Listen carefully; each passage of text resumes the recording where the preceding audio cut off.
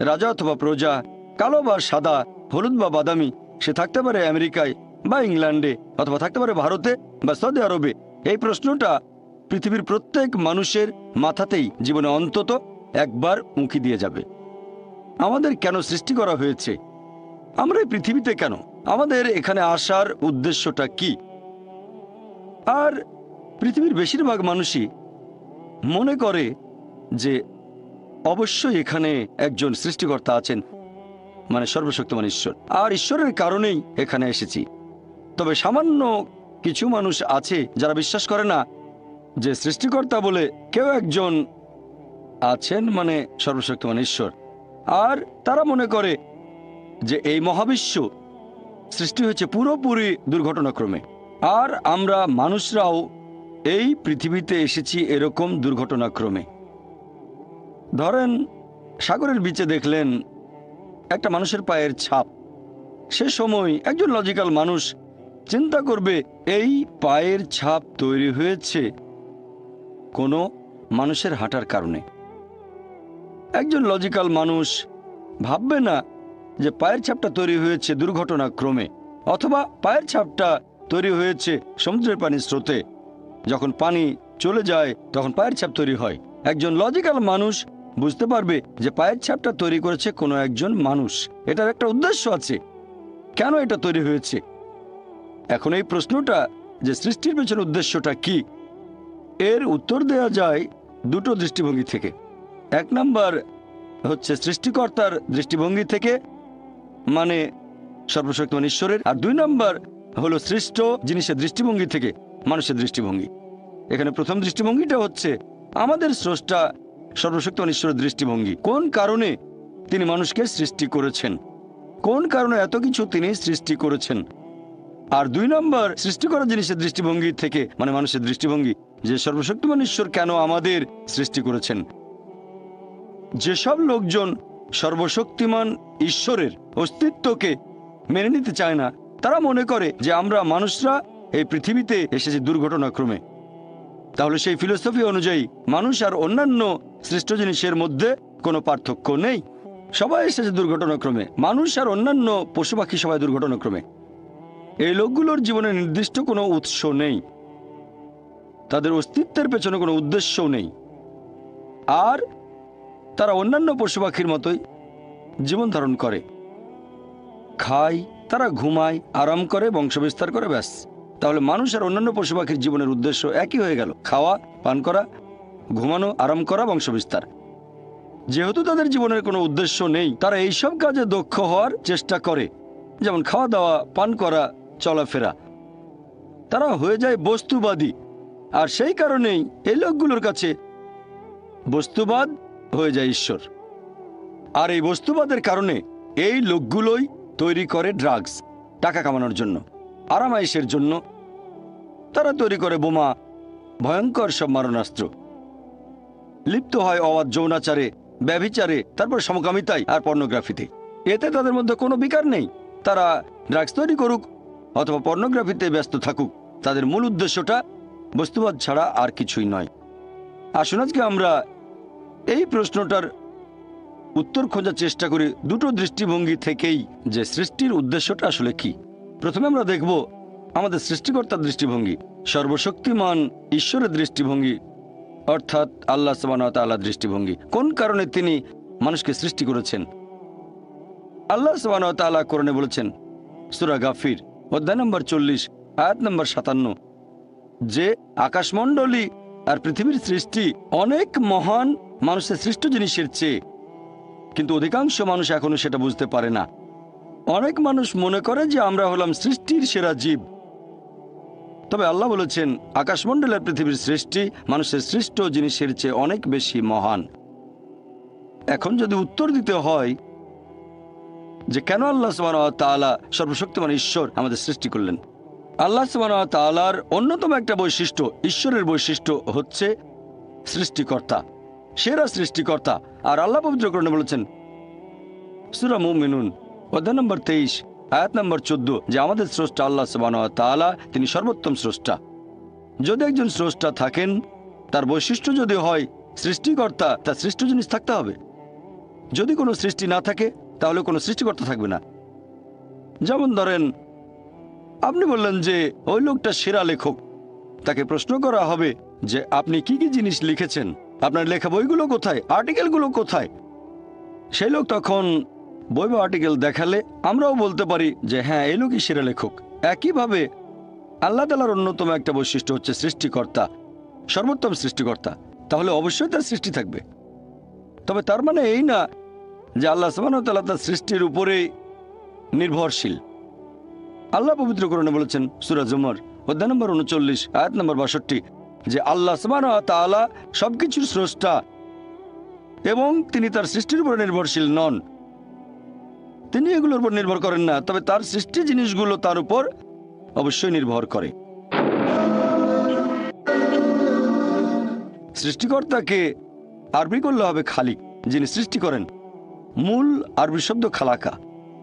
খালাকা এটাকে দুই ভাগে ভাগ করা যায়। খালাক শব্দের একটা মানে হচ্ছে একটা জিনিস থেকে অন্য কিছু জিনিস তৈরি। এই কাজটা আল্লাহ তাআলার পাশাপাশি আমরা মানুষ আর অন্যান্য পশু পাখিও পারি। যেমন ধরেন, একজন কাঠমিস্ত্রি, সে তৈরি করে চেয়ার টেবিল, কাজটা করছে কাঠ আর পেরেক দিয়ে। তবে সেই কাঠ নেওয়া হয়েছে বন গাছ থেকে। যেহেতু এখানে ঈশ্বরের বৈশিষ্ট্য হচ্ছে সৃষ্টিকর্তা, সৃষ্টি তো অবশ্যই থাকবে। কোরআনে আল্লাহর অনেকগুলো বৈশিষ্ট্যের কথা আছে। যেমন ধরেন, তাকে বলা হয়েছে আর রহমান, আর রহিম, আল গাফির, পরম দয়ালু, দয়াময়, যিনি ক্ষমা করেন। মানুষ জাতির সৃষ্টিটা একেবারে আলাদা সৃষ্টি। আমরা মানুষ, আমাদের স্বাধীন ইচ্ছা আছে। আমরা আল্লাহ তাআলার নির্দেশ মেনে চলতে পারি, আবার নাও মানতে পারি। এটা আলাদা একটা সৃষ্টি। আর যেহেতু আল্লাহ তাআলাকে মান্য অথবা অমান্য করার ক্ষমতা আমাদের আছে, তাই আমরা মাঝে মধ্যে পাপ কাজ করতে পারি। আর যেহেতু মানুষ পাপ করতে পারে, তাই আল্লাহ সুবহানাহু ওয়া তাআলার একটা বৈশিষ্ট্য, তিনি ক্ষমা করে দেন। তিনি দয়াময়, পরম দয়ালু, পাপ ক্ষমা করেন। যদি আমাদের কোনো স্বাধীন ইচ্ছা না থাকতো, তাহলে আল্লাহ সুবহানাহু ওয়া তাআলার সব নির্দেশ মেনে চলতাম, আর ফেরেশতাগণের সাথে আমাদের কোনো পার্থক্য থাকতো না। ফেরেশতাগণ আল্লাহ সুবহানাহু ওয়া তাআলার সৃষ্টি, তবে তাদের কোনো স্বাধীন ইচ্ছা নেই। তারা আল্লাহ সুবহানাহু ওয়া তাআলার সব নির্দেশই মেনে চলেন, কারণ তাদের কোনো স্বাধীন ইচ্ছা নেই। তবে মানুষের স্বাধীন ইচ্ছা আছে, আর স্বাধীন ইচ্ছার কারণেই আল্লাহ সুবহানাহু ওয়া তাআলার দয়া, আল্লাহ সুবহানাহু ওয়া তাআলার করুণা, আল্লাহ সুবহানাহু ওয়া তাআলার ক্ষমা আমরা দেখতে পারি। আরও একটা বৈশিষ্ট্য আল্লাহ সুবহানাহু ওয়া তাআলার পবিত্র কোরআনে আছে, তিনি ভালোবাসেন। আর আল্লাহ সুবহানাহু ওয়া তাআলা পবিত্র কোরআনে অনেক জায়গায় বলেছেন যে আল্লাহ তাদের ভালোবাসেন যারা তাকে বিশ্বাস করে, যারা ধৈর্যের সাথে অপেক্ষা করে, ন্যায়নিষ্ঠ কাজ করে, ধর্ম পালন করে, যারা ধৈর্যশীল আর অধ্যবসায়ী হয়, যারা তার কাছে আসে এবং যারা তাকে বিশ্বাস করে। আল্লাহ পবিত্র কোরআনে বলেছেন সূরা আলে ইমরান অধ্যায় নম্বর ৩ আয়াত নম্বর ৩১, আল্লাহ বলছেন সর্বশেষ চূড়ান্ত নবী মুহাম্মদ সাল্লাল্লাহু আলাইহি সাল্লামকে, তাকে বলছেন যে বলো, যদি আল্লাহকে ভালোবাসো আমাকে অনুসরণ করো, আল্লাহ তোমাদের ভালোবাসবেন আর তোমাদের অপরাধ ক্ষমা করবেন। আমাদের নবীকে নির্দেশ দিয়েছেন স্রষ্টা আল্লাহ সুবহানাহু ওয়া তাআলা মানুষকে বলার জন্য যে আল্লাহকে ভালোবাসলে তোমরা আমাকে অনুসরণ করবে, মানে নবীকে।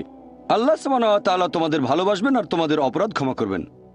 এরকম একটা হাদিস মুহাম্মদ সাল্লাল্লাহু আলাইহি সাল্লামের আছে তিরমিজিতে, আর এই হাদিসটাকে সহিহ বলেছেন শেখ নাসিরউদ্দিন আলবানী, সহিহ তিরমিজি হাদিস নাম্বার 3540। সেখানে প্রিয় নবী মুহাম্মদ সাল্লাল্লাহু আলাইহি সাল্লাম বলেছেন, যদি আল্লাহর কাছে যাও, আল্লাহ বলেছেন যদি আমার কাছে আসো আমি তোমাদের ডাকে সাড়া দেব, আর যদি তোমরা ক্ষমা প্রার্থনা করো আমি তোমাদের ক্ষমা করব।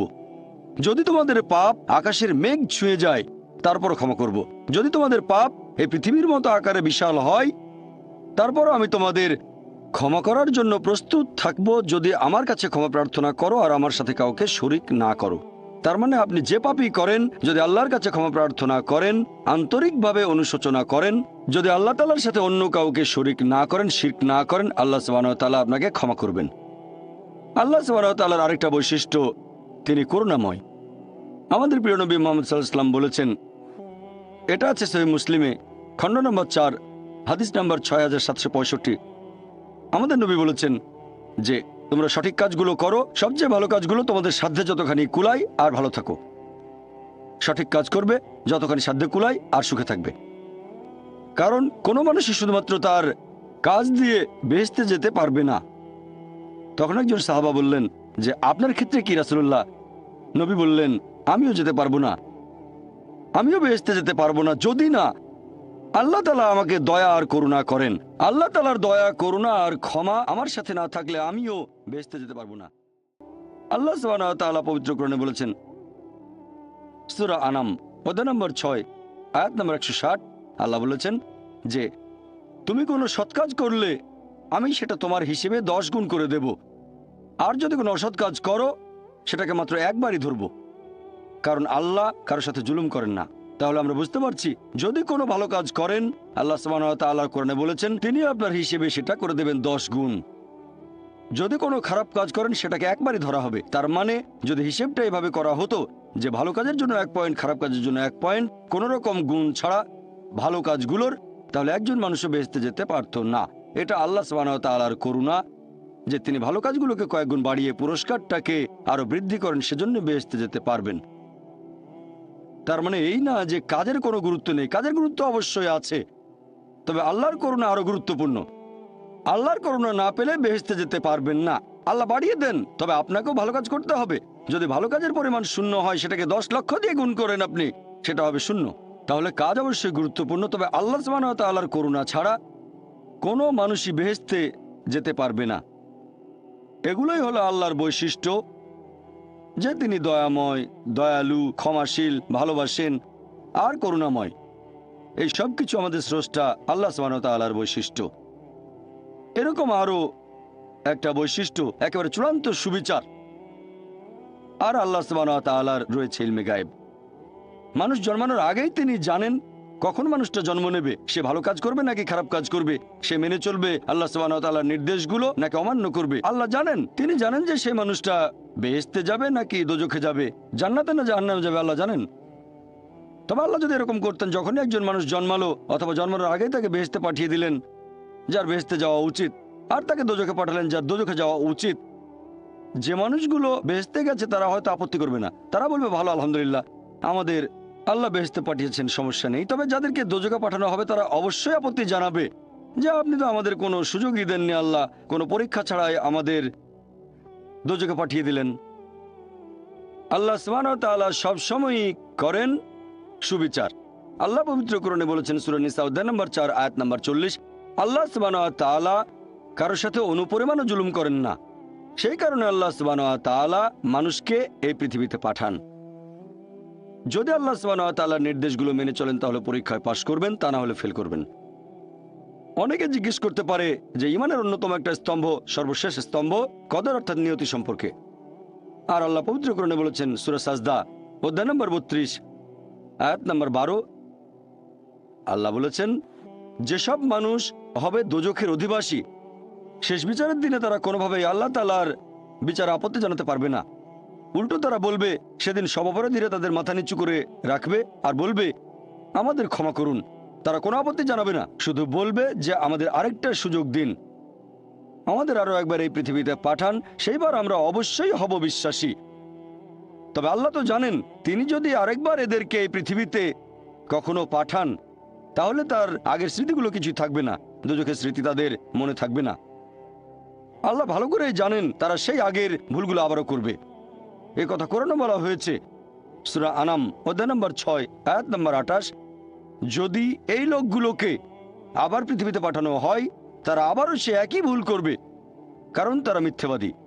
তাহলে আল্লাহ এটা আগে থেকেই জানেন যে এই লোকগুলোকে যদি আবার পৃথিবীতে পাঠান, যদি স্মৃতি মুছে ফেলা হয় দোজখে তারা যা কিছু দেখেছিল, তাহলে আবার একই ভুল করবে।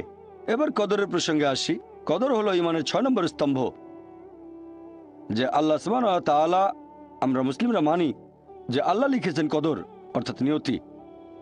অনেকে এখানে আপত্তি জানায়, অনেক লোক এভাবে প্রশ্ন করে, মুসলিম অমুসলিম অনেকেই বলে আল্লাহ তো সবকিছু নিয়তি লিখে রেখেছেন যে অমুক লোক ভালো হবে না খারাপ হবে, সে কাউকে খুন করবে কি করবে না, বা কাউকে ধর্ষণ করবে কিনা, অথবা চুরি করবে কিনা, অথবা ভালো কাজ করবে কিনা, সে বেহেশতে যাবে নাকি দোজখে, সবকিছু আগেই লেখা থাকলে আমরা কি করব? এখানে কার দোষ? যদি কাউকে খুন করি আল্লাহ আমার কদরে লিখেছেন, আমি খুন করবো আর করে ফেললাম, এই দোষটা কার? দোষ তো আল্লাহর, তাহলে আমাকে দোজখে পাঠানো হবে কেন? আর এটা খুবই লজিক্যাল প্রশ্ন। এই প্রশ্নের উত্তরে বলবো, আমাদেরকে এই কদর বা নিয়তির ধারণা আগে বুঝতে হবে যে আল্লাহ সুবহানাহু ওয়া তাআলা আগে থেকে লিখে রেখেছেন একটা মানুষ কখন জন্মাবে, তারপরে সে কোন দেশে জন্মাবে, কখন মারা যাবে, কোন দেশে মারা যাবে। আল্লাহ পবিত্র কোরআনে বলেছেন সূরা ইসরা অধ্যায় 17 আয়াত নম্বর 14 যে যখন কোনো শিশু জন্ম নেয় তার কর্মগুলো আমি তার গ্রীবালগ্ন করে দিই। একজন মানুষের ব্যাপারে আল্লাহ জানেন সে কি করবে, ভালো না খারাপ, সঠিক না বেঠিক, সে বেহেশতে যাবে নাকি দোজখে যাবে। তবে আল্লাহ সুবহানাহু ওয়া তাআলার আছে ইলমে গায়েব।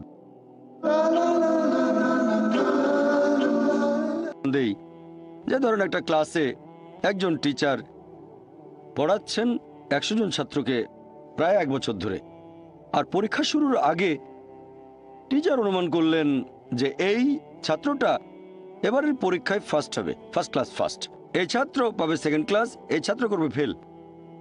এটা আমি উদাহরণ হিসেবে বলছি। এর কিছুদিন পরে পরীক্ষা হয়ে গেল, প্রথম ছাত্র হলো ফার্স্ট ক্লাস ফার্স্ট, এই ছাত্র সেকেন্ড ক্লাস, আর ওই ছাত্রটা করলো ফেল। এখন আপনাদের প্রশ্ন করি, যে ছাত্র ফেল করেছে সে কি টিচারকে বলবে আপনি বলেছিলেন যে আমি ফেল করব তাই ফেল করেছি? এখানে দোষটা কার, টিচারের নাকি ছাত্রের? কার দোষ? ছাত্রের। টিচার অনুমান করেছেন এই ছাত্রটা বাইরে ঘুরে বেড়ায়, ঠিকমতো ক্লাসে আসে না, সিনেমা দেখতে যায়, এই জন্য সে ফেল করবে।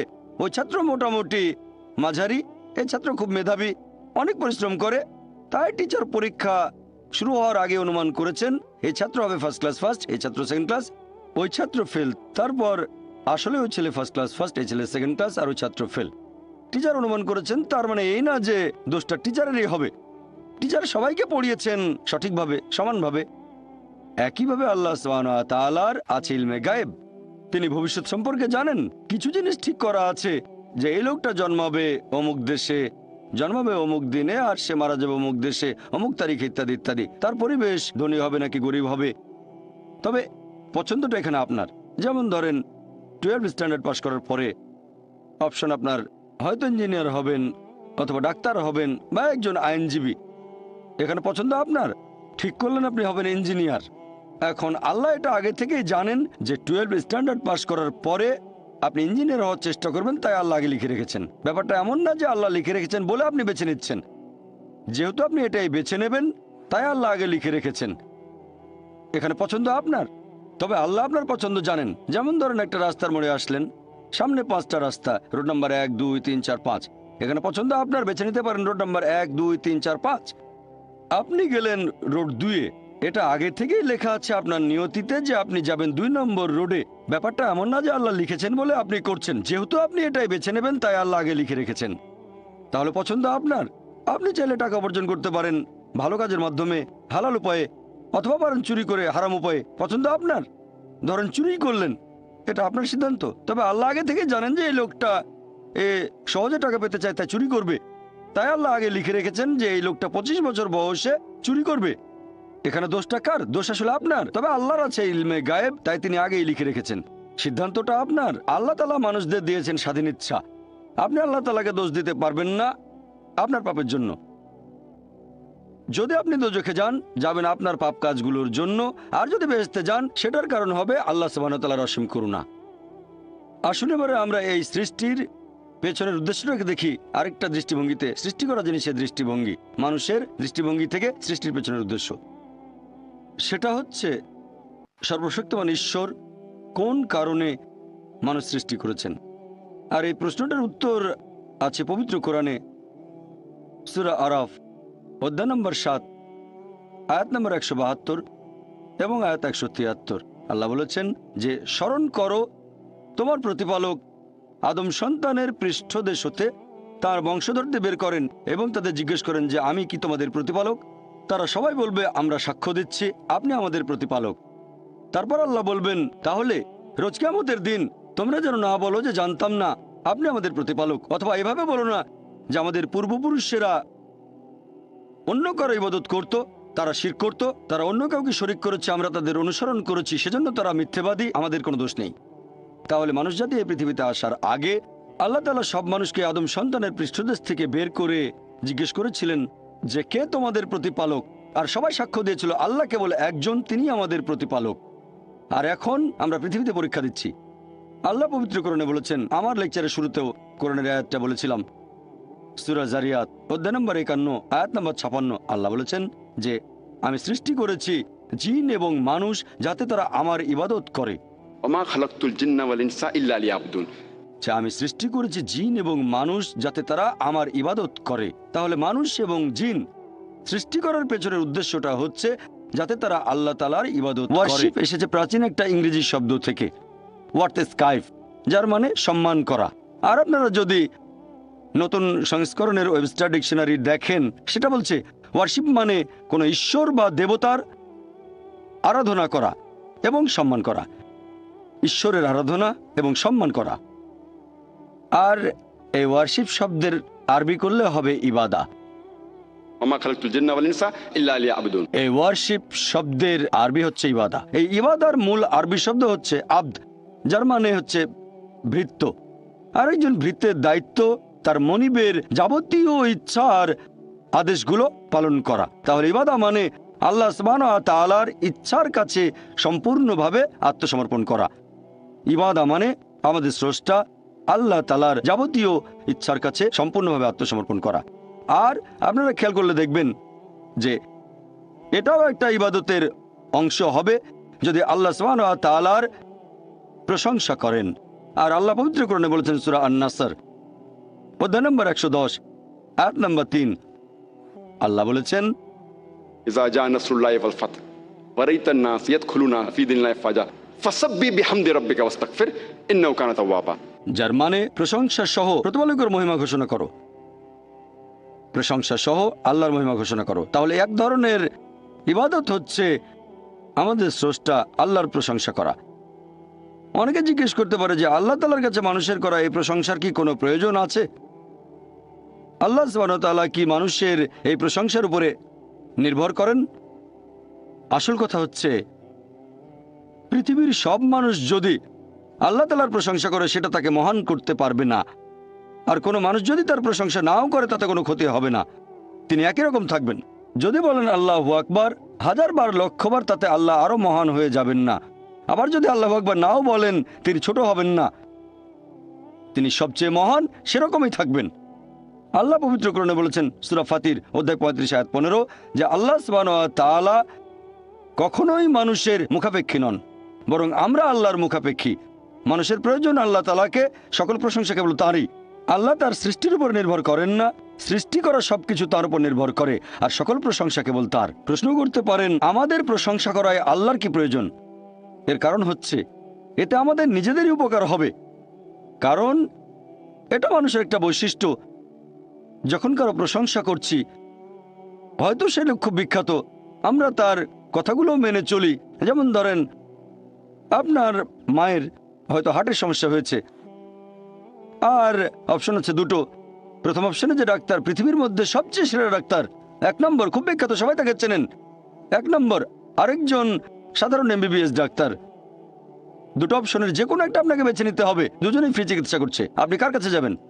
যাবেন সেই ডাক্তারের কাছে যে খুব বিখ্যাত, পৃথিবীর মধ্যে 1 নম্বর হার্ট বিশেষজ্ঞ। আর সেই ডাক্তার যে পরামর্শ দেবে, যেহেতু সে খুব বিখ্যাত আর আপনিও মানেন সবচেয়ে সেরা ডাক্তার পুরো পৃথিবীর মধ্যে, আপনি তার পরামর্শ মেনে চলবেন।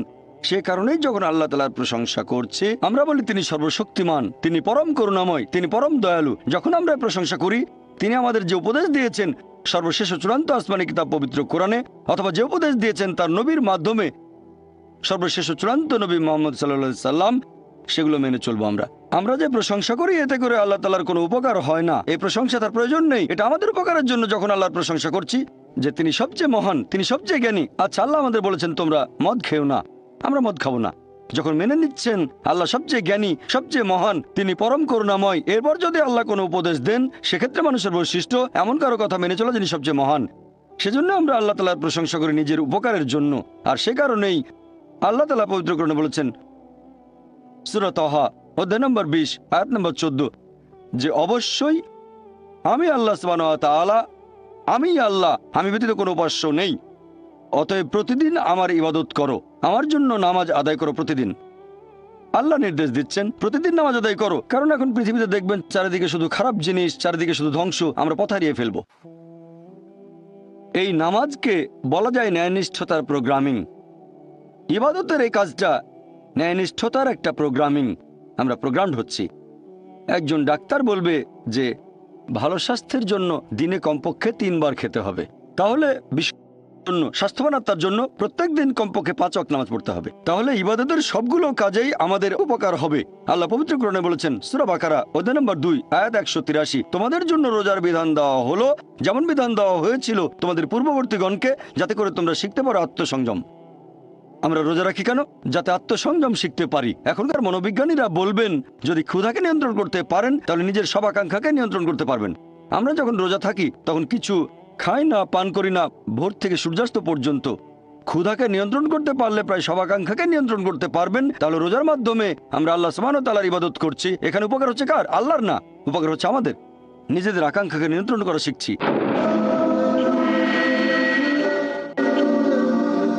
আল্লাহ পবিত্র কোরআনে বলেছেন, সূরা মাইদা অধ্যায় নম্বর 5 আয়াত নম্বর 90, या अय्युहल्लज़ीना आमनू হে মুমিনগণ, इन्नमल खम्रु वल मैसुरु নিশ্চয়ই মদ পান এবং জুয়া খেলা, वल अनज़ाबु वल अज़लामु মূর্তি পূজার বেদী এবং ভাগ্য নির্ণায়ক স্বর, रिज्सुम मिन अमलि शैतान এগুলো সব শয়তানের কাজ। फज्तनिबू लअल्लकुम तुफ्लिहुन। এগুলো বর্জন করো যাতে সফল কাম হতে পারো। এখানে আল্লাহ সুবহানাহু ওয়া তাআলা আমাদের নির্দেশ দিচ্ছেন যে হে মুমিনগণ, নিশ্চয়ই মদ পান এবং জুয়া খেলা, মূর্তি পূজার বেদী মানে মূর্তি পূজা করা, ভাগ্য নির্ণায়ক স্বর মানে ভাগ্য গণনা, এগুলো শয়তানের কাজ। এগুলো বর্জন করো যাতে সফল কাম হতে পারো। আর আল্লাহ এর পরের আয়াতে বলছেন, সূরা মাইদা অধ্যায় নম্বর 5 আয়াত নম্বর 91, যে শয়তান মানুষের মধ্যে শত্রুতা আর বিদ্বেষ সৃষ্টি করতে চায় এই মদ এবং জুয়ার মাধ্যমে। আর এগুলো তোমাদেরকে আল্লাহ সুবহানাহু ওয়া তাআলার স্মরণে বাধা দেবে। আল্লাহ আমাদের পথ দেখাচ্ছেন। যখন আমরা নামাজ পড়ি, পবিত্র কোরআন পড়ি, এটাও এক ধরনের ইবাদত। নামাজ পড়া এক ধরনের ইবাদত। আল্লাহ নির্দেশনা পাচ্ছি যে দূরে থাকবো মদ থেকে, জুয়া খেলা থেকে। শয়তান এই কাজগুলোর মাধ্যমে মানুষের মধ্যে শত্রুতা আর বিদ্বেষ তৈরি করে, আর এগুলো আপনাকে আল্লাহ তাআলার স্মরণে বাধা দেবে। ইবাদতের বিভিন্ন কাজগুলো যেখানে আপনি আল্লাহ তাআলার আদেশ নিষেধগুলো মেনে চলছেন, সেগুলো হচ্ছে ইবাদত। মানুষ যখন আল্লাহ সুবহানাহু ওয়া তাআলার কোনো আদেশ নিষেধ মেনে চলছে তখনই সেটা ইবাদত। তবে আপনাকে সে কাজটা করতে হবে সঠিকভাবে। এখানে আমাদেরকে দুটো শর্ত পূরণ করতে হবে। 1 নাম্বার হচ্ছে যে আপনি সেই কাজটা করবেন শুধুমাত্র আল্লাহ সুবহানাহু ওয়া তাআলার সন্তুষ্টি লাভের জন্য। নিজেকে মহান করে দেখবেন না, নিজের প্রশংসা করবেন না। আপনি যে কাজই করেন সেটা করবেন আল্লাহ সুবহানাহু ওয়া তাআলার সন্তুষ্টি লাভের জন্য। আল্লাহ যেগুলো নির্দেশ করেছেন সেগুলো মানেন আল্লাহ সন্তুষ্টি লাভের জন্য।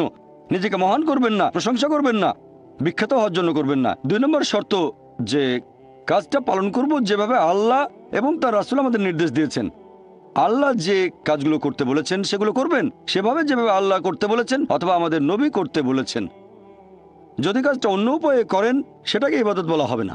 তাই করবেন আল্লাহর জন্য, তার নির্দেশ মেনে চলবেন আর নবীর নির্দেশ মেনে চলবেন যেভাবে আল্লাহ এবং তার রাসূল করতে বলেছেন। যদি অন্য কোনো উপায়ে করেন তাহলে সেটা সঠিক নয়। আর আমাদের নবী মুহাম্মদ সাল্লাল্লাহু আলাইহি ওয়াসাল্লামের একটা হাদিস আছে সহিহ মুসলিমে, খণ্ড নম্বর 2 হাদিস নম্বর 1885। আমাদের নবী মুহাম্মদ সাল্লাল্লাহু আলাইহি ওয়াসাল্লাম বলেছেন, সবচেয়ে খারাপ যে কাজটা সেটা হলো ধর্মে নতুন কিছু সংযোজন, নতুন কিছুর প্রচলন। এটা একটা অভিশাপ। আর ধর্মে নতুন সংযোজন তোমাদের নিয়ে যাবে দোজখে। তার মানে সবচেয়ে খারাপ যে কাজটা সেটা বিদআত। ধর্মে নতুন কিছু সংযোজন এটা একটা অভিশাপ আর আপনাদের নিয়ে যাবে দোজখে। এখন ইবাদত করার ক্ষেত্রে একটা কমন নিয়ম আছে যে সব ধরনের ইবাদতের কাজ নিষিদ্ধ শুধুমাত্র পবিত্র কোরআন এবং হাদিসে যেটা বলা আছে সে নিয়ম বাদে। যে নিয়মের কথা আমাদের বলেছেন আল্লাহ এবং তার রাসূল, অন্য সব ধরনের ইবাদত হারাম, এগুলো সব নিষিদ্ধ, শুধু সেই নিয়ম বাদে যেটা বলা হয়েছে কোরআনে আর বলা হয়েছে আমাদের নবীর বিভিন্ন হাদিসে। তারপর আপনারা দেখবেন যে পৃথিবীতে মানুষ সৃষ্টি করার পেছনের উদ্দেশ্যটা যাতে আমরা আল্লাহর ইবাদত করি।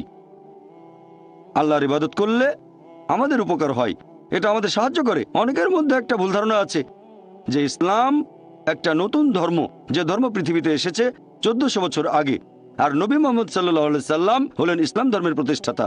সত্যি বলতে ইসলাম পৃথিবীতে আছে একেবারে আদিকাল থেকে, যখন থেকে মানুষ এই পৃথিবীতে বাস করছে। আর নবী মুহাম্মদ সাল্লাল্লাহু আলাইহি সাল্লাম এই ধর্মের প্রতিষ্ঠাতা নন, তিনি হলেন আল্লাহ সুবহানাহু ওয়া তাআলার সর্বশেষ চূড়ান্ত রাসূল। পৃথিবীতে অনেক নবী রাসূল এসেছেন। আল্লাহ পবিত্র কোরআনে বলেছেন সূরা ফাতির অধ্যায় 35 আয়াত নম্বর 24, وإن من أمة إلا خلا فيها نذير। এমন কোন সম্প্রদায় নেই যাদের কাছে আমি সতর্ককারী প্রেরণ করিনি। পবিত্র কোরআনের সূরা রদ অধ্যায় নম্বর 13 আয়াত নম্বর 7, ولكل قوم هاد। আমি প্রত্যেক সম্প্রদায়ের জন্য পথনির্দেশক প্রেরণ করেছি। পবিত্র কোরআনে 25 জন নবী রাসূলের নাম উল্লেখ করা হয়েছে। আদম, নূহ, ইব্রাহিম, মুসা, যিশু, মোহাম্মদ, ওনারা সবাই শান্তিতে থাকুন। ওনারা সকলে ছিলেন আল্লাহ সুবহানাহু ওয়া তাআলার প্রেরিত নবী, আর সকল নবী রাসূলই আসলে ছিলেন মুসলিম। মুসলিম হচ্ছে সেই লোক যে আল্লাহর কাছে নিজের ইচ্ছাকে সমর্পণ করে। আর ইসলাম শব্দটার মূল যে আরবি শব্দটা সেটা সালাম, যার মানে শান্তি। আরেকটা মূল শব্দ সালেমা বা সিলম, যার মানে সর্বশক্তিমান ঈশ্বরের কাছে আত্মসমর্পণ করা। তাহলে এক কথা ইসলাম মানে আল্লাহ তাআলার কাছে আত্মসমর্পণ করার মাধ্যমে শান্তি অর্জন করা, সৃষ্টিকর্তার কাছে আত্মসমর্পণ করা। সকল নবী রাসূল একটা বাণী প্রচার করেছেন, আর কেউ যদি নিজের ইচ্ছাকে আল্লাহ তাআলার কাছে সমর্পণ করে তাকে বলা হয় মুসলিম। পবিত্র কোরআনে সূরা আলে ইমরান অধ্যায় নম্বর 3 আয়াত নম্বর 52 যে ঈসা আলাইহিস সালাম অর্থাৎ যীশু খ্রিস্ট ছিলেন মুসলিম। আল্লাহ পবিত্র কোরআনে বলেছেন সূরা আলে ইমরান অধ্যায় নম্বর 3 আয়াত নম্বর 67 যে ইব্রাহিম নবী ইহুদি বা খ্রিস্টান নন, তিনি ছিলেন মুসলিম। আর যেহেতু আমাদের সৃষ্টিকর্তা একজন, মানুষজাতি একটা, তাই ধর্মও হওয়া উচিত একটা। সেজন্য আল্লাহ পবিত্র কোরআনে বলেছেন সূরা আলে ইমরান অধ্যায় নম্বর 3 আয়াত নম্বর 19 ইন্না দ্দীনা ইনদাল্লাহিল ইসলাম। আল্লাহ সুবহানাহু ওয়া তাআলার কাছে একমাত্র গ্রহণযোগ্য দিন হচ্ছে ইসলাম। তার মানে আল্লাহ তাআলার কাছে আত্মসমর্পণ করার মাধ্যমে শান্তি অর্জন করা। আল্লাহ এই কথা আবার বলেছেন সূরা আলে ইমরান অধ্যায় নম্বর 3 আয়াত নম্বর 85 যদি কেউ ইসলাম ব্যতীত অন্য কোনো ধর্ম গ্রহণ করে সেটা আল্লাহ তাআলা কবুল করবেন না, এবং আখিরাতে সে হবে ক্ষতিগ্রস্তদের অন্তর্ভুক্ত। যেহেতু আমাদের স্রষ্টা একজন, মানুষ জাতীয় একটা, সেজন্য ধর্মও থাকবে একটা। আর সব নবী রাসূল একটা ধর্মই প্রচার করেছেন, স্রষ্টার কাছে নিজের ইচ্ছাকে সমর্পণ করা, শুধু আল্লাহর ইবাদত করব, অন্য কারো নয়। আর আল্লাহ পবিত্র কোরআনে বলেছেন সূরা বাইনা অধ্যায় নম্বর 98 আয়াত নম্বর 7 যে যারা ঈমান আনে এবং সৎ কাজ করে তারাই সৃষ্টির মধ্যে শ্রেষ্ঠ। এখানে আল্লাহ সুবহানাহু ওয়া তাআলা মানুষজাতিকে বলেছেন সৃষ্টির সেরা জীব, সবার মধ্যে সেরা। আল্লাহর অনেক মহান সৃষ্টি আছে, আকাশমণ্ডলী এবং পৃথিবী, তবে সবচেয়ে সেরা সৃষ্টি হচ্ছে মানুষ, কারণ আমাদের স্বাধীন ইচ্ছা আছে। আর সেই স্বাধীন ইচ্ছায় যদি আল্লাহ তাআলার নির্দেশগুলো মেনে চলি, আমরা হব সৃষ্টির সেরা জীব, সবার উপরে। ফেরেশতাগণের চেয়েও ভালো হয়ে যাব আমরা, কারণ ফেরেশতাগণের স্বাধীন ইচ্ছা নেই, মানুষের স্বাধীন ইচ্ছা আছে। তারপরে যদি আল্লাহকে মেনে চলি তাহলে ফেরেশতাগণের উপরে চলে যাব। তবে আল্লাহর আদেশ না মানলে আমরা হয়ে যাব শয়তানের ভাই। তাহলে এই মানুষ জাতি আমরা আল্লাহ সুবহানাহু ওয়া তাআলার সৃষ্ট জিনিসের মধ্যে সেরা। আর পবিত্র কোরআনে সবচেয়ে গুরুতর পাপের কথা আছে সূরা নিসা অধ্যায় নম্বর 4 আয়াত নম্বর 48 যে আল্লাহ তাআলা চাইলে যে কোনো অপরাধ ক্ষমা করবেন। আল্লাহ সুবহানাহু ওয়া তাআলা যদি কখনো চান তাহলে যে কোনো অপরাধ ক্ষমা করতে পারেন, তবে শিরক করার অপরাধ কখনোই ক্ষমা করবেন না। কথাটা আবারও আছে সূরা নিসা অধ্যায় নম্বর 4 আয়াত নম্বর 116 যে আল্লাহ সুবহানাহু ওয়া তাআলা চাইলে যে কোনো অপরাধ ক্ষমা করে দেবেন, তবে শিরক বা তার সাথে অন্য কাউকে শরীক করা কখনোই ক্ষমা করবেন না। মানুষ জাতির জন্য সবচেয়ে বড় পাপ আল্লাহ সুবহানাহু ওয়া তাআলার সাথে অন্য কাউকে শরীক করা, অন্য কাউকে ইবাদত করা আমাদের সৃষ্টিকর্তা কেবলমাত্র এক আল্লাহকে বাদ দিয়ে। আর আল্লাহ সুবহানাহু ওয়া তাআলার একটা বৈশিষ্ট্য হচ্ছে ভালোবাসা। আমি একথা আগেও বলেছি যে আল্লাহ সুবহানাহু ওয়া তাআলা তাঁর সৃষ্টিকে ভালোবাসেন। যেহেতু আমাদের ভালোবাসেন তাঁর করুণা দিয়ে, আর আমাদের দিয়েছেন সব ধরনের নিয়ামত। আল্লাহ আমাদের অনেক নিয়ামত দিয়েছেন, বাতাস দিয়ে শ্বাস নেই, পানি পান করি, অন্যান্য সুযোগ সুবিধা আল্লাহ আমাদের দিয়েছেন জীবনে, কারণ তিনি ভালোবাসেন। আমাদের নবী মুহাম্মদ সাল্লাল্লাহু আলাইহি ওয়াসাল্লাম বলেছেন, এটা আছে সহিহ মুসলিমে খণ্ড নম্বর 1 হাদিস নম্বর 67 যে সেই মানুষজন ঈমানের মিষ্টতার স্বাদ গ্রহণ করেছে যারা এই 3টা কাজ করে। 1 নম্বর, যারা ভালোবাসে আল্লাহ এবং তার রাসূলকে অন্য যে কারো চেয়ে বেশি ভালোবাসে। 2 নম্বর, যারা ভালোবাসে মানুষকে, ভালোবাসে লোকজনকে আল্লাহ সুবহানাহু ওয়া তাআলার খাতিরে। আর 3 নম্বর, যারা ঘৃণা করে অবিশ্বাসী হওয়াটাকে, আল্লাহ সে পথ থেকে তাদের রক্ষা করেন, কারণ তারা দোজখে যেতে চায় না। যেসব মানুষ এই 3টা কাজ করবে আমাদের নবী মুহাম্মদ সাল্লাল্লাহু আলাইহি ওয়াসাল্লামের হাদিস অনুযায়ী তারা ঈমানের সত্যিকারের মিষ্টতার স্বাদ গ্রহণ করেছে। আর আল্লাহ পবিত্র কোরআনে বলেছেন সূরা আলে ইমরান অধ্যায় নম্বর 3 আয়াত নম্বর 31 আল্লাহ নবীকে বলতে নির্দেশ দিচ্ছেন, যারা আল্লাহকে ভালোবাসো তারা আমাকে অনুসরণ করো, আল্লাহ তোমাদের ভালোবাসবেন এবং ক্ষমা করে দেবেন। এখন আপনারা দেখবেন যে আমরা মানুষরা আমরাও ভালোবাসি অন্য মানুষকে, ভালোবাসি আমরা আমাদের বাবা এবং মাকে, ভালোবাসি আমাদের স্ত্রীকে, ভালোবাসি সন্তানদের। আর আমরা এদের ভালোবাসি তার কারণটা হচ্ছে যে এই মানুষগুলো আমাদের কিছু ব্যাপারে সাহায্য করেছে। যেমন ধরেন আমরা মাকে ভালোবাসি কারণ তিনি 9 মাস আমাদের গর্ভে ধারণ করেছেন, ছোটবেলায় যত্ন নিয়েছেন, আমাদের বড় করেছেন। ভালোবাসি ভাইদের, হয় তাদের কাছে কিছু পেয়েছি বা কিছু আশা করছি, আমরা তাদের ভালোবাসি। এভাবে দেখলে আল্লাহ তাআলা আমাদের অনেক সাহায্য করেছেন। আল্লাহ পবিত্র কোরআনে বলেছেন, সূরা ইব্রাহিম অধ্যায় নম্বর 14 আয়াত নম্বর 34, যদি তোমরা আল্লাহ তাআলার অনুগ্রহ গণনা করো তার সংখ্যা নির্ণয় করতে পারবে না। তাহলে সামান্য কিছু সাহায্যের জন্য বাবা মাকে যদি আমরা এত ভালোবাসি, আল্লাহ সুবহানাহু ওয়া তাআলাকে কত ভালোবাসা উচিত। ভালোবাসা বিভিন্ন রকম, আমরা মানুষরা পশু পাখিদেরও ভালোবাসি, মানুষদেরও ভালোবাসি। তবে পশু পাখির প্রতি আমরা যে ভালোবাসা দেখাই সেটা একটু আলাদা ধরনের, মানুষের প্রতি মানুষের ভালোবাসার চেয়ে একটু আলাদা। একইভাবে আল্লাহ সুবহানাহু ওয়া তাআলার প্রতি ভালোবাসা, এটা মানুষের প্রতি মানুষের ভালোবাসার চেয়ে বেশ আলাদা হবে, এটার অবস্থান অনেক উপরে। আল্লাহর প্রতি ভালোবাসা আরো উপরে। এটির পেছনের উদ্দেশ্যটা আরেকটা দৃষ্টিভঙ্গি থেকে দেখি। এটা হলো মানুষের দৃষ্টিভঙ্গি, যে এই পৃথিবীতে আমাদের অস্তিত্বের পেছনের উদ্দেশ্যটা কি। আল্লাহ আমাদের বানিয়েছেন, পৃথিবীতে পাঠিয়েছেন, এখানে আমাদের প্রয়োজনটা কি, আমাদের এই অস্তিত্বের উদ্দেশ্যটা কি। আল্লাহ এর উত্তরে বলেছেন সূরা মুলক অধ্যায় নম্বর 67 আয়াত নম্বর 2, আল্লাহ বলেছেন আল্লাযী খালাকাল মাউতা ওয়াল হায়াতা, যে আল্লাহ সৃষ্টি করেছেন মৃত্যু ও জীবন পরীক্ষার জন্য, কে তোমাদের মধ্যে কর্মে উত্তম। আল্লাহ সৃষ্টি করেছেন জীবন ও মৃত্যু পরীক্ষার জন্য, কে তোমাদের মধ্যে কর্মে উত্তম। আল্লাহ পবিত্র কোরআনে বলেছেন সূরা আলে ইমরান অধ্যায় নম্বর 3 আয়াত 185, আল্লাহ বলেছেন কুল্লু নাফসিন যায়কাতুল মউত, প্রত্যেক জীব মৃত্যুর স্বাদ গ্রহণ করবে, আর চূড়ান্ত বিচার হবে রোজ কিয়ামতের দিনে। যাকে সেদিন দোজখ থেকে রক্ষা করা হবে আর বেহেশতে দাখিল করা হবে, সেই পৃথিবীর উদ্দেশ্য অর্জনের সফল কাম। কারণ এই পার্থিব জীবন ছলনাময় ভোগ ব্যতীত আর কিছুই নয়। তার মানে এই পৃথিবীতে আমাদের ইহকাল, এটা পরকালের জন্য একটা পরীক্ষা।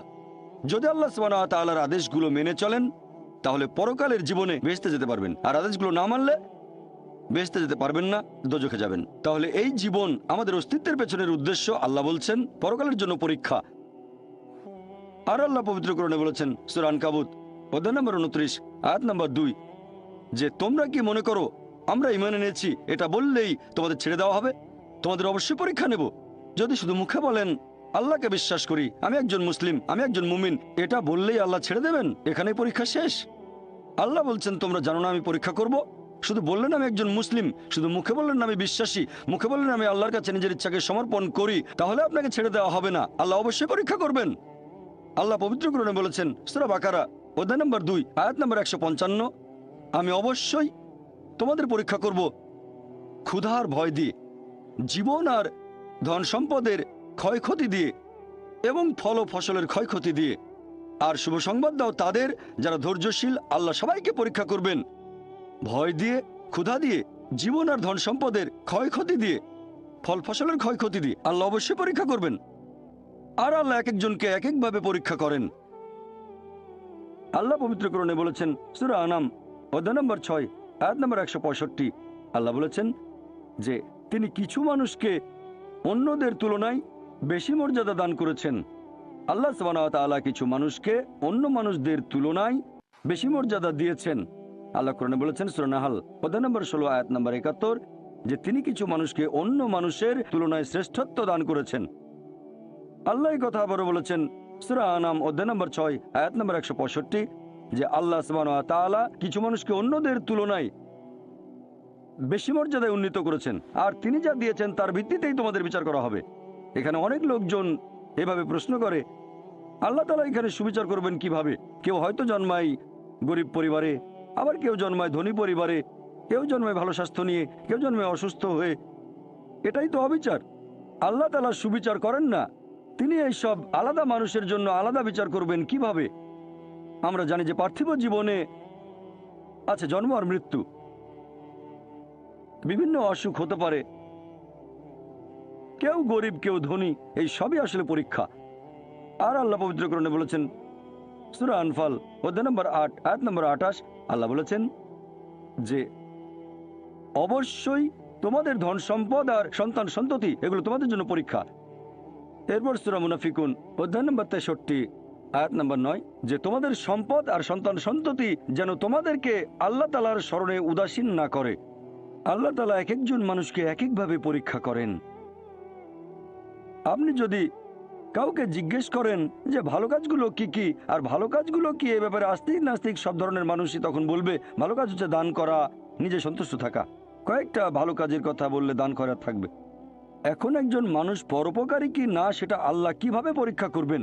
কিন্তু সবার সম্পদ যদি সমান থাকে, পরীক্ষার ব্যাপারটা তাহলে আসবে কিভাবে? পরীক্ষা তখনই নেওয়া যাবে যখন কেউ হবে ধনী আর কেউ হবে গরিব। তাই আল্লাহ তাআলা এক একজনকে এক একভাবে পরীক্ষা করেন।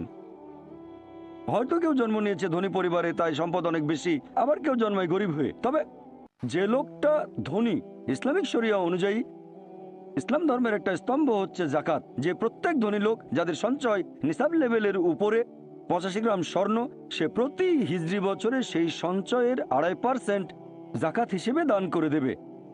সেই লোক হতে পারে লাখপতি, হতে পারে কোটিপতি। যদি সে ঠিকমতো জাকাত দেয় তাহলে সে পাবে 5 নম্বর।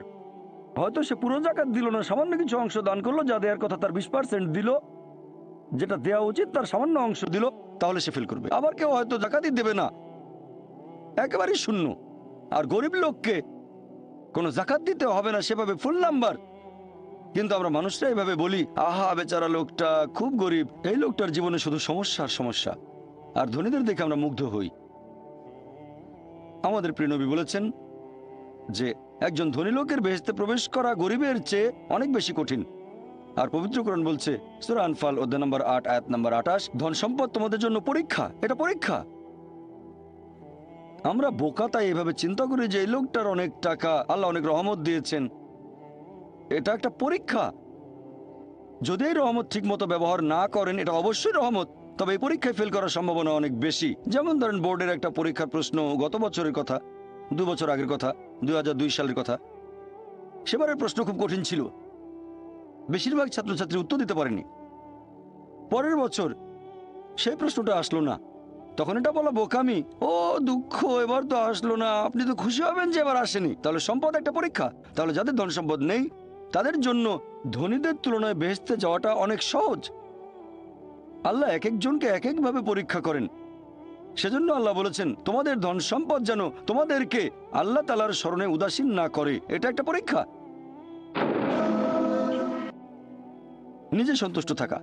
আর আমাদের নবী মুহাম্মদ সাল্লাল্লাহু আলাইহি ওয়াসাল্লাম বলেছেন, এটা আছে সহিহ বুখারীতে খণ্ড নম্বর 8 হাদিস নম্বর 447, নবী বলেছেন যদি কারো কাছে একটা পর্বত সমান স্বর্ণ থাকে, সে এরকম আর একটা চায়। যদি কারো কাছে 1 পাহাড় স্বর্ণ থাকে, তারপরও সে আরেকটা স্বর্ণের পাহাড় চায়। আর সর্বশেষে তার মুখগহ্বর পূর্ণ হয় কবরের মাটি দিয়ে। সে যত ধনী লোকই হোক, হয়তো সে পৃথিবীর মধ্যে সবচেয়ে ধনী লোক, তারপরও সে আরো বেশি সম্পদ চায়। মানুষ সন্তুষ্ট হয় না, বেশিরভাগ মানুষ কখনোই সন্তুষ্ট হয় না। আল্লাহ পবিত্র কোরআনে বলেছেন সূরা নিসা অধ্যায় নম্বর 4 আয়াত নম্বর 32 যে আল্লাহ যেটা দিয়ে অন্য মানুষকে শ্রেষ্ঠত্ব দান করেছেন সেটার উপরে তোমরা কোনো রকম লালসা করো না। এভাবে বলবেন না যে হে আল্লাহ তুমি অমুককে অনেক সম্পদ দিয়েছো, অমুককে অনেক সুন্দর একটা গাড়ি দিয়েছো, এমন কিছু আল্লাহর কাছে চাইবেন না যেটা অন্য কাউকে আল্লাহ দিয়েছেন। এতে লোকসান হবে আপনার। আর আমাদের প্রিয় নবী মুহাম্মদ সাল্লাল্লাহু আলাইহি সাল্লাম বলেছেন, এটা আছে সহিহ বুখারীতে খণ্ড নম্বর 4, আমাদের নবী বলেছেন যে সেই লোকদের দেখো যাদের ভাগ্য তোমার চেয়ে খারাপ, সেই সব লোককে দেখো না যারা তোমার চেয়ে বেশি ভাগ্যবান। তা না হলে তোমরা আল্লাহ তাআলাকে স্মরণ করায় অবহেলা করতে পারো, তা না হলে প্রতিপালকের প্রতি অকৃতজ্ঞ হয়ে যেতে পারো। তাহলে নবী বলেছেন তাদেরকে দেখো যাদের ভাগ্য খারাপ। তখন আপনি বলছেন আচ্ছা এই লোকটার তো কোনো গাড়ি নেই, আমার একটা মারুতি অন্তত আছে। তাকে দেখবেন না যারা আছে মার্সিডিজ, ও আমার মার্সিডিজ নেই কেন, ওই লোকের গাড়ি নেই, আমার তো একটা আছে। আপনি আল্লাহকে ধন্যবাদ জানাবেন যখন মার্সিডিজ গাড়ির মালিকের সাথে নিজেকে তুলনা করবেন, ও আমার কেন মার্সিডিজ গাড়ি দিলেন না। তাদেরকে দেখবেন যাদের ভাগ্য খারাপ। তাহলে আপনি আল্লাহ সুবহানাহু ওয়া তাআলাকে স্মরণ করছেন। আর এটাই বৈশিষ্ট্য মানুষের। এরকম একটা গল্প যে এক লোকের মনে অনেক দুঃখ, কারণ তার কোনো জুতো নেই। তারপরে সে একটা লোককে দেখলো যার একটা পাই নেই। লোকটা অভিযোগ করতো আল্লাহর কাছে যে জুতো নেই, আল্লাহর কাছে অভিযোগ করতো আমার কোনো